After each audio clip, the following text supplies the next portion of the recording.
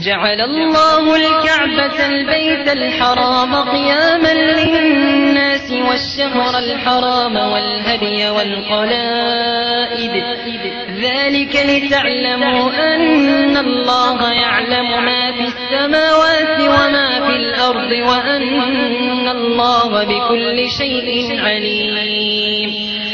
اعلموا أن الله شديد العقاب وأن الله غفور رحيم. ما على الرسول إلا البلاغ والله يعلم ما تبدون وما تكتمون. قل لا يستوي الخبيث والطيب ولو أعجبك كثرة الخبيث فاتقوا الله يا أولي الألباب لعلكم تفلحون.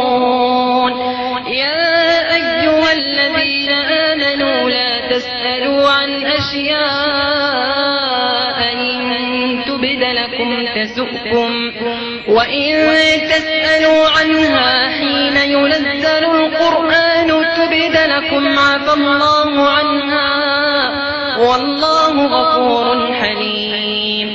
قد سألها قوم من قبلكم ثم أصبحوا بها كافرين.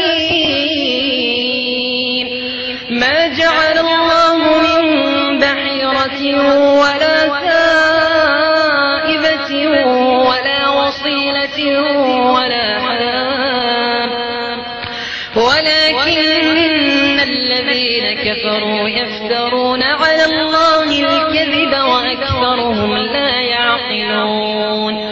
وإذا قيل لهم تعالوا إلى ما أنزل الله وإلى الرسول قالوا حسبنا ما وجدنا عليه آباءنا أولو كان آباؤهم لا يعلمون شيئا ولا يهتدون.